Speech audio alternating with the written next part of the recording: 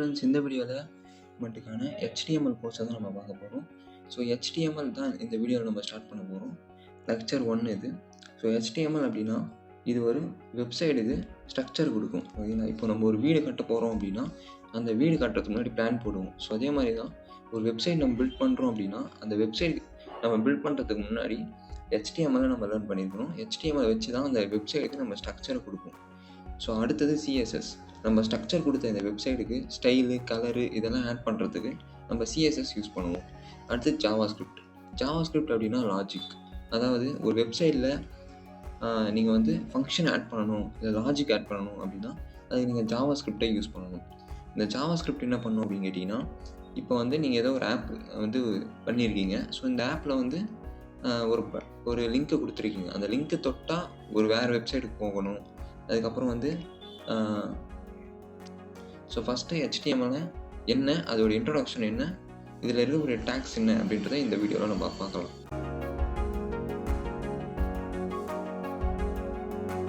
இப்போ HTMLனா என்ன அப்படின்னு பார்க்கலாம். ஸோ HTML அப்படின்னா ஹைப்பர் டெக்ஸ்ட் மார்க்அப் லாங்குவேஜ். இந்த HTML மற்ற ப்ரோக்ராமிங் லாங்குவேஜ் மாதிரி ஜாவா, பைத்தான் இந்த மாதிரி வந்து கோடிங்கெல்லாம் அதிகமாக இருக்காது. இந்த HTML பொறுத்த வரைக்கும் டெக்ஸ்ட் பேஸ்டு லாங்குவேஜ் தான் இந்த HTML. ஸோ அடுத்து HTMLல நீங்கள் ஒரு வெப்பேஜுக்கு ஸ்ட்ரக்சர் கொடுக்க முடியும். இதோட HTML கோடு யூஸ் பண்ணி ஒரு வெப்சைட்டுக்கு நம்மளால் ஸ்ட்ரக்சர் கொடுக்க முடியும். ஸோ அதே மாதிரி தான் HTML டேக்ஸ் வச்சுமே ஒரு வெப்சைட்டுக்கு நம்மளால் ஸ்ட்ரக்சர் கொடுக்க முடியும்.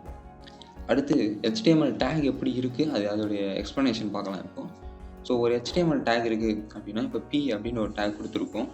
ஸோ இந்த P அப்படின்னா பேராகிராஃப் டேக் அப்படின்னு சொல்லுவாங்க. இந்த பக்கம் இருக்கக்கூடிய இந்த P வந்து எலமெண்ட், இதுவும் எலமெண்ட். இது வந்து ஓப்பனிங் டேக், இது வந்து க்ளோசிங் டேக் அப்படின்னு சொல்லுவாங்க. இது நடுவில் இருக்கக்கூடிய இதுதான் கண்டென்ட். ரெண்டு டேகுக்கும் ஓப்பனிங் டேக்கும் க்ளோசிங் டேகுக்கும் சென்டரில் இருக்கிறது தான் நம்ம என்ன வேணுமோ அதை நம்ம அங்கே எழுதிக்கலாம். ஸோ இதுதான் பேராகிராஃப் டேக் அப்படின்னு சொல்கிறோம். இந்த பக்கம் இருக்கிறது சேர்த்து நம்ம எலமெண்ட்ஸ்னு சொல்லுவோம். இந்த பக்கம் இருக்கிறது வந்து ஓப்பனிங் டேக், இந்த பக்கம் இருக்கிறது க்ளோசிங் டேக்னு சொல்லுவோம். அடுத்து ஒரு பேசிக் HTML பேஜ் எப்படி இருக்கணும் அப்படின்னா, நீங்கள் ஸ்க்ரீனில் பார்க்குற மாதிரி டாக் டைப் HTML. இது நம்ம ஏன் போடுறோம் அப்படின்னா ப்ரௌசருக்கு நம்ம சொல்கிறோம். சரிங்களா? இப்போ வந்து நம்ம வந்து HTML5 வந்து யூஸ் பண்ணிகிட்ருக்கோம் அப்படின்னு. இந்த HTML5 அப்படின்னா இப்போ லேட்டஸ்ட்டாக விட்ட HTML வெர்ஷன் தான் வந்து பார்த்திங்கன்னா HTML5 அப்படின்னு சொல்கிறோம். ஸோ இது வந்து நம்ம ப்ரௌசருக்கு சொல்கிறோம், நம்ம HTML5 வந்து யூஸ் பண்ணிகிட்ருக்கோம். அடுத்து HTML அப்படின்னு ஒரு டேகை வந்து நீங்கள் ஓப்பன் பண்ணணும். நீங்கள் எல்லாமே இந்த HTML டேக்குள்ளே தான் போடணும். ஓகேங்களா? அதுதான் இந்த HTML டேக் அப்படின்றது ஓப்பன் பண்ணுறோம். இந்த HTML டேக்குள்ளே நீங்கள் ஹெட் அப்படின்னு ஒரு டேக் ஓப்பன் பண்ணணும். இந்த ஹெட் டேக்குள்ளே நீங்கள் வந்து டைட்டில் வந்து போடணும். டைட்டில் டேக்குள்ளே நீங்கள் வந்து உங்களோட பேஜுக்கான டைட்டிலை நீங்கள் கொடுக்கலாம். அதாவது இப்போது நீங்கள் ப்ரௌசரில் போய் டைப் பண்ணிங்கன்னா யூடியூப்னு டைப் பண்ணிங்கன்னா youtube.comனு வரும். ஸோ அமேசான் டைப் பண்ணிங்கன்னா amazon.comனு வரும். ஸோ இதெல்லாமே அந்த வெப்சைட்டுக்கான ஒரு டைட்டில் தான். ஓகேங்களா? அமேசான் அப்படின்றது அந்த அமேசான் அந்த வெப்சைட்டோடைய டைட்டில். அதே மாதிரி உங்கள் பேஜுக்கு, உங்கள் வெப்சைட்டுக்கு நீங்கள் என்ன டைட்டில் கொடுக்கணுமோ அது வந்து இங்கே கொடுக்கணும். இது வந்து உங்களுக்கு வந்து ஹெட்டில் வந்து ஷோ ஆகும். அதனால இது பேர் ஹெட் டேக் அப்படின்னு வச்சுருக்கோம். இங்கே இருக்குது ஓப்பனிங் ஹெட் டேக், இங்கே இருக்குது க்ளோசிங் ஹெட் டேக். இது சென்டரில் தான் உங்களுக்கு என்ன வேணுமோ அதை நீங்கள் போடணும். அதுதான் டைட்டில். ஓகேங்களா? அடுத்து வந்து இந்த டைட்டில் அப்படின்றது பேஜோட டைட்டில். நெக்ஸ்ட்டு பாடி டேக். இந்த பாடி டேக் நீங்கள் ஓப்பன் பண்ணி இதுக்குள்ளே தான் நீங்கள் எல்லா HTML டேக்ஸுமே இருக்கட்டும், நீங்கள் எதுனா HTML உங்கள் வெப்சைட்டில் வரணும் அப்படின்னா எல்லாமே இதுக்குள்ளே தான் நீங்கள் வந்து போடுற மாதிரி இருக்கும். இதுக்குள்ளே இப்போ வந்து நம்ம பேராகிராஃப் டேக் அப்படின்னு சொல்லிட்டு ஒன்று வந்து வச்சுருக்கோம். ஓகேங்களா? ஸோ இதை சிம்பிளாக எக்ஸிக்யூட் பண்ணும்போது நமக்கு என்ன அவுட்புட் வருது அப்படின்றத இப்போ நம்ம வந்து பார்க்கலாம். இருக்கிற மாதிரியே இங்கே வந்து நம்ம வந்து டைப் பண்ணியிருக்கோம். ஸோ இதில் வந்து அதே மாதிரி நம்ம டைட்டில் வந்து பார்த்திங்கன்னா இன்ஃபோ ஸ்குவாட்னு கொடுத்துருக்கோம். இங்கே பேராகிராஃப் டேக்கில் வந்து நம்ம அலோ சப்ஸ்கிரைபர்ஸ் அப்படின்னு கொடுத்துருக்கோம். ஸோ இப்போ வந்து நம்ம ரன் பண்ணி பார்க்கலாம் இந்த கோடை. ஸோ ரன் பண்ணி பார்க்கும்பொழுது நமக்கு அலோ சப்ஸ்கிரைபர்ஸ் அப்படின்னு சொல்லிட்டு நமக்கு வந்து அவுட்புட் வந்து வந்துருக்கு. ஓகேங்களா? ஸோ இதை நீங்கள் சிம்பிளாக பண்ணலாம். இதுதான் வந்து பார்த்திங்கன்னா பேசிக் HTML பேஜ். இது நம்ம வந்து அவுட்புட் வந்து பார்த்துட்டோம். அடுத்து குயிக்காக வந்து என்னென்ன பாயிண்ட்ஸ்னு பார்த்துக்கலாம். HTML டேக்குள்ளே தான் வந்து பார்த்திங்கன்னா ஹெட் டேக்கும் பாடி டேக்கும் இருக்கணும். ஸோ இந்த HTML டேக்கில் இருக்கக்கூடிய ஓப்பனிங் டேக், க்ளோசிங் டேக் 2 இருக்கும். இது நடுவில் தான் நம்ம என்ன எழுதணுமோ அது எழுதுறோம். ஸோ அதுக்கப்புறம் சில டேகுக்கு வந்து பார்த்திங்கன்னா நடுவில் வந்து நம்ம எதுவுமே எழுத மாட்டோம். எக்ஸாம்பிளுக்கு இந்த BR அப்படின்ற டேக்.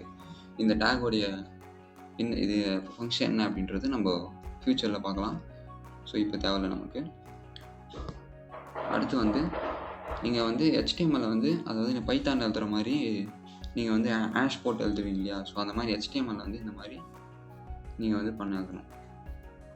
ஓகேங்களா? இந்த சிம்பிளை போட்டு this is an HTML comment அப்படின்னு சொல்லிட்டு எழுதணும். ஓகேங்களா? HTML பொறுத்த வரைக்கும் இந்த மாதிரி நீங்கள் எழுதுனீங்கன்னா அது வந்து அந்த கோடை வந்து எக்ஸிக்யூட் பண்ணாதது. அதே மாதிரி பைத்தானெல்லாம் வந்து பார்த்தீங்கன்னா கேஸ் சென்சிட்டிவ், ஆனால் HTMLலாம் வந்து பார்த்தீங்கன்னா கேஸ் சென்சிட்டிவ் கிடையாது. அதாவது பைத்தானில் வந்து நீங்கள் ஒரு வேரியபிளை வந்து A அப்படின்றத வந்து நீங்கள் கேப்ஸில் கொடுக்க வேண்டியது ஸ்மாலில் கொடுத்துட்டீங்க அப்படின்னா அங்கே வந்து உங்களுக்கு வந்து அவுட்புட் வராது. ஆனால் இந்த மாதிரி HTML வந்து பண்ணாது. நீங்கள் ஸ்மால்லையும் கொடுத்துக்கலாம், கேப்ஸ்லையும் கொடுத்துக்கலாம். ஓகேங்களா? ஃபார் எக்ஸாம்பிள் HTML டேக் வந்து நீங்கள் ஸ்மாலில் கொடுத்துருக்கீங்க அப்படின்னா பிரச்சனை கிடையாது, கேப்ஸில் கொடுத்தாலும் பிரச்சனை கிடையாது. அதே மாதிரி டேகு பேராகிராஃப் டேக்கை நீங்கள் ஸ்மாலில் கொடுத்துட்டு கேப்ஸில் கொடுக்குறது ரெண்டும் எந்த ஒரு ப்ராப்ளமே கொடுக்காது. ஹெட் டேக்கும் அந்த மாதிரி தான், பாடி டேக்கும் அதே மாதிரி தான். இதை நம்ம வந்து எக்ஸிக்யூட் பண்ணி பார்க்கலாம் ரியலாகவே இது கேஸ் சென்சிட்டிவாக இல்லை அப்படின்றது. இங்கே வந்து இப்போ வந்து HTML வந்து கேஸ் சென்சிட்டிவாக இல்லையா அப்படின்றத நம்ம பார்க்கலாம். ஸோ இங்கே வந்து HTML tag, head tag, title tag, body tag இப்படி எல்லா டேகுமே நம்ம வந்து கேப்ஸில் கொடுத்துருக்கோம். இப்போ நான் ரன் கொடுத்தேன் அப்படின்னா நமக்கு வந்து அலோ வேர்ல்ட் அப்படின்னு வருது. ஸோ இதுலேருந்து நமக்கு என்ன தெரியுது அப்படின்னா HTML அப்படின்றது கேஸ் சென்சிட்டிவ் கிடையாது. ஓகேங்களா? So not case sensitive. Python, Java இந்த மாதிரி லாங்குவேஜ் எல்லாம் மாதிரி HTML அப்படின்றது கேஸ் சென்சிட்டிவ் லாங்குவேஜ் கிடையாது. So HTML is not case sensitive language. Thanks for வாட்சிங். இந்த மாதிரி யூஸ்ஃபுல்லான வீடியோஸை பார்க்குறதுக்கு மறக்காமல் நம்ம சேனலை சப்ஸ்கிரைப் பண்ணிக்கோங்க.